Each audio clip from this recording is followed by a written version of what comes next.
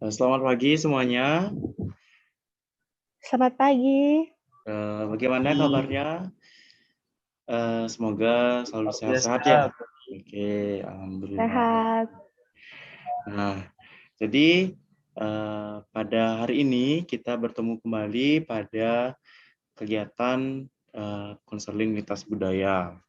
Jadi sebelum itu, alangkah baiknya kita memperkenalkan diri nih agar lebih mengakrabkan diri dan bisa lebih jauh untuk melakukan proses konseling lintas budaya selanjutnya. Mungkin saya ingin memperkenalkan diri terlebih dahulu. Perkenalkan, nama saya Agus Surya Laksana. Saya berasal dari Provinsi Bali, itu tepatnya di Kabupaten Tabanan. Dan saya memiliki sisi positif, yaitu bisa bangun pagi. Bisa bangun pagi. Mungkin itu saja perkenalan singkat terlebih dahulu dari saya. Silakan dari teman-teman yang lainnya, silakan. Ayo, dari siapa dulu? Silakan. Baik, saya dahulu. Ya, silakan. Silakan. Oke, perkenalkan, nama saya Lokita Asmara Dewi, bisa dipanggil Ita. Saya dari Provinsi Bali, tepatnya Kabupaten Tabanan di bagian selatan. Lalu untuk sisi positif, karena saya juga tidak bisa bangun pagi, jadi saya bilang hobi saya menari, khususnya menari tari Bali.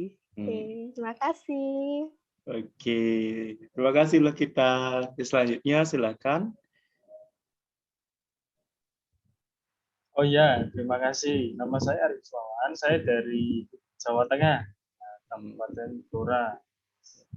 Untuk sisi positif saya itu, saya agak berbeda dengan Surya ya. Saya agak sulit bangun pagi. Ya.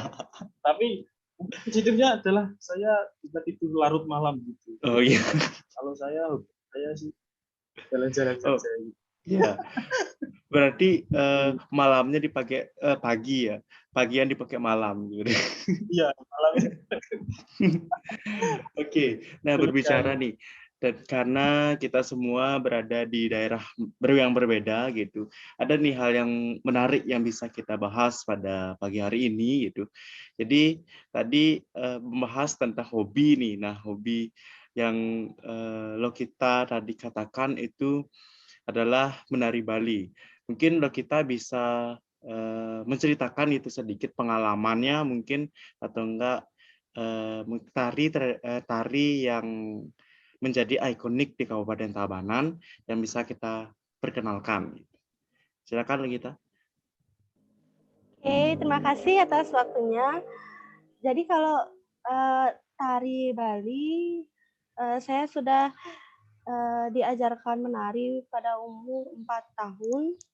Dan itu juga saya sudah sering menari, baik itu di sekitaran desa, kabupaten, mewakili provinsi, mewakili kampus, juga sempat sampai ke Malang itu. Dan kalau untuk di daerah Tabanan, tari yang ikonik sebagai maskot Kabupaten Tabanan itu adalah tari bungan sanat serasi. Itu memang maknanya itu adalah tentang bunga sandat. Selanjutnya nih, dari Ari ini. Nah, dari Ari hobinya apa sih kira-kira yang mungkin menyangkut tentang kebiasaan dan juga budaya di sana gitu. Oke, kalau saya ya bukan hobi tapi kesukaan gitu ya. Iya, boleh. Saya jalan-jalan ke kampung itu, kalau di tempat saya di Blora itu punya kultur ya, apa ya, saya sukanya itu pola interaksinya di sana begitu, Mhm. yang saling menyapa kalau ketemu, bagi saya itu juga seru gitu. Mungkin ada di tempat lain itu kalau disapa justru marah, ngapain sih nggak kenal sapa-sapa, Iya. tapi di tempat saya kok biasanya disapa itu malah seneng gitu, saya tuh Iya. seneng gitu kalau itu. Oh ya, mungkin ada seperti sapaan-sapaan ya, yang mungkin berbeda Ya, dari setiap daerahnya gitu. Mungkin bisa diperkenalkan gitu kepada kita semua tentang oh iya, bagaimana sih misalnya ketemu dengan orang baru, bagaimana kita cara berkenalan, lalu bagaimana kita cara menyapa seperti itu. Bagaimana kira-kira? oh iya. Heeh. Sama saya ya, kalau di saya Boleh. kan di budaya Jawa itu Mm, kalau ketemu orang lebih tua itu kalau laki-laki panggilnya Mas, biasanya mm, Mas gitu. Pagi Mas Surya gitu. ya. Atau bahasa Jawanya ya Sugeng Enjing Mas Surya gitu, Oh, atau selamat datang Mas mm, Surya, jadi ya. pakai Mas. Kalau Oh, kalau perempuan itu Mbak. Kalau dengar-dengar kalau di Bali Mbok ya. Nah, di sini Mbak, Mbak ya. gitu. Jadi pagi Mbak Lokita gitu, panggilnya Mm, Mbak. Dan itu sudah cukup halus gitu, mm, nggak yang kasar gitu. Gitu. mm. Lalu kalau dari Lokitar, gimana? Baik, kalau dari sini mungkin menyapanya itu Om Swastiastu, Mo, Om Mm, Swastiastu Bli. Terus itu kalau misalnya untuk yang emang gimana ya, nggak deket banget gitu. Tapi kalau mm, misalnya emang udah udah teman dekat. sehari-hari gitu, mungkin biasanya kayak seperti semua orang pasti sama gitu. Iya. Jadi Kadang udah, boy, boy. woi, udah lumrah sekali bahasa pergaulan seperti itu ya. Nah, jadi nih ngomongin tentang budaya juga nih, ngomongin tentang adat juga. Mungkin di Blora dan di Bali juga mungkin ada budaya-budaya seperti adat yang berbeda seperti itu. Mungkin Ari Gusmawan dan Lokita bisa inilah sharing sedikit nih tentang mungkin budaya di sana, mungkin tentang tradisi dari leluhur yang di sana seperti itu. Mungkin Lokita lah dulu, ladies first. Oke, terima kasih. Jadi kalau tradisi atau budaya yang emang eh, terus turun-temurun masih Mm-mm. dilaksanakan di sini, khususnya di desa saya, itu eh, namanya adalah Ngidar Kiwo. Ngidar Mm-mm. Kiwo itu eh, Itu simbol seperti apa? simbol-simbol simbol-simbol di pura itu misalnya seperti rangde, barong, Mm, itu eh, seperti melancaran gitu. mm. Melancaran Apa ya itu bahasanya melancaran tuh? ya Berarti gini loh, eh, apa namanya? Bahasa melancaran tuh pergi kemana gitu. ya Pelancaran itu adalah pergi gitu ya. ya itu melancaran atau pergi gitu keliling Mm. desa. Itu tujuannya Untuk menolak supaya bala kalau biasanya. ya penolak bala ya. Misalnya ada sakit Mm. gitu, wabah penyakit gitu. Berarti langsung dah simbol-simbol di pura itu melancaran keliling desa. Terus lagi satu banyak sih sebenarnya, tapi saya cuma bahas 2 aja. Lagi satu di Kabupaten Tabanan itu yaitu Nyentane. Nah, nyentane. Nyentane Mungkin itu Ari maksudnya Gusmawan, gini. perlu mengetahui Oh nih apa itu istilahnya nyentane. iya, Oke, silakan kalau kita dijelaskan. Ya, ya, Nyentane ini seperti misalnya dalam sebuah keluarga tidak memiliki keturunan laki-laki. Jadi anaknya ini kan perempuan.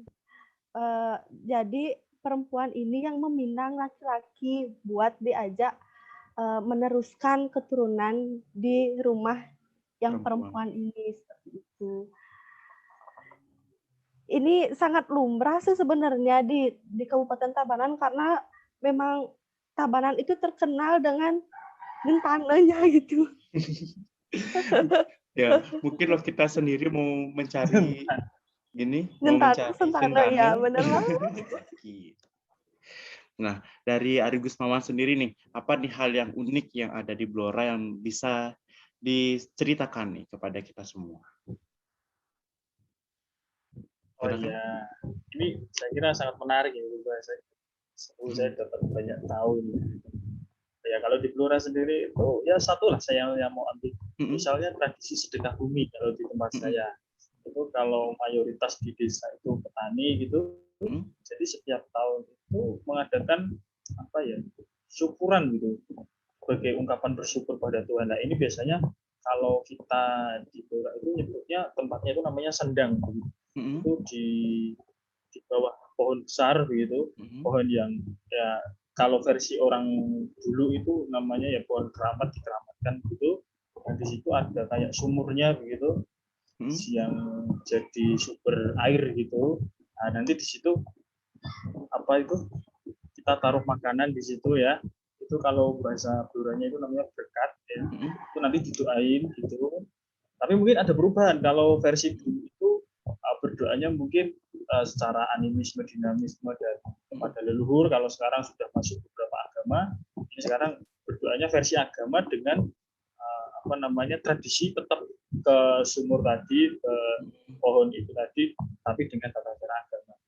Dan biasanya saat apa ya, saat ada tradisi itu biasanya dikasih hiburan apa gitu, misalnya kalau di Blora itu namanya ketoprak, itu seperti sandiwara drama, tapi versi bahasa Jawa. Kalau enggak itu ya wayang kulit. Bahkan ada beberapa mitos itu kalau misal tempat yang sakral tadi itu tidak dibuat hiburan gitu, tidak, kita nggak mengundang hiburan apa gitu, akan terjadi apa ya bala sosial bagi kampungnya atau gagal panen. Itu kepercayaan versi kita, versi dulu sih, tapi sampai saat ini masih dilakukan bahkan pandemi ini, walaupun ya kecil-kecilan.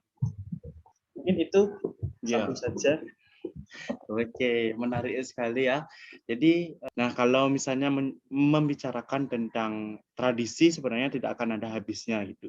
Jadi agar pembicaraan kita bisa terarah gitu, kita lakukan di pertemuan selanjutnya. Untuk saat ini kita cukupkan terlebih dahulu pada pertemuan kali ini. Terima kasih sudah membicarakan atau menyampaikan dan berbagi cerita kepada kita semua. Jadi semoga cerita kita semua dapat bermanfaat bagi kita. Sampai berjumpa di pertemuan konseling lintas budaya selanjutnya.